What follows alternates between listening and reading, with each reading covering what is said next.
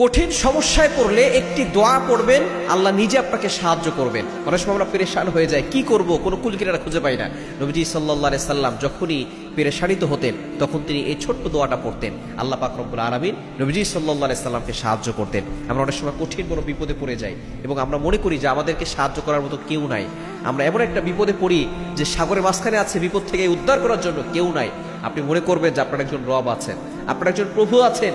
দুনিয়ার সকল দরজা বন্ধ হলেও ওই আল্লাহর দরজা কখনো বন্ধ হয় না। দুনিয়ার সকল মানুষ আপনাকে তাড়িয়ে দিলেও ওই আল্লাহ আপনাকে কখনো তাড়িয়ে দিবেন না। এমন একজন প্রভু, এমন একজন রব আমরা পেয়েছি। সুতরাং আপনি যখন অনেক সমস্যায় পড়ে যাবেন, কঠিন বড় বিপদে পড়ে যাবেন, পেরেশান হবেন, যখন আপনার ভিতরে এমন কিছু কাজ করবে যে আপনি আর দুনিয়াতে বেঁচে থাকতে চান না, তখন এই ছোট্ট দোয়াটা পড়বেন। দেখবেন এই দোয়ার বদৌলতে আল্লাহ পাক রব্বুল আলামিন আপনাকে সকল বিপদ আপদ থেকে হেফাজত করবেন। দোয়াটি হচ্ছে ইয়া হাইয়ু ইয়া কাইয়ুম বিরহমাতিকা আস্তাগীস লা ইলাহা ইল্লা আনতা। এই ছোট্ট দোয়াটা, যেটার ভিতরে আল্লাহ তাআলার ইসমে আযম গুরুবাসন দুইটা নাম রয়েছে, আল হাইয়ুল কাইয়ুম। ইয়া হাইয়ু ইয়া কাইয়ুম বিরহমাতিকা আস্তাগীস লা ইলাহা ইল্লা আনতা। এই ছোট্ট দোয়াটা আপনি বেশি বেশি পড়বেন। নবীজি সাল্লাল্লাহু আলাইহি সাল্লাম যখনই পেরেশান হতেন এই ছোট্ট দোয়াটা পড়তেন।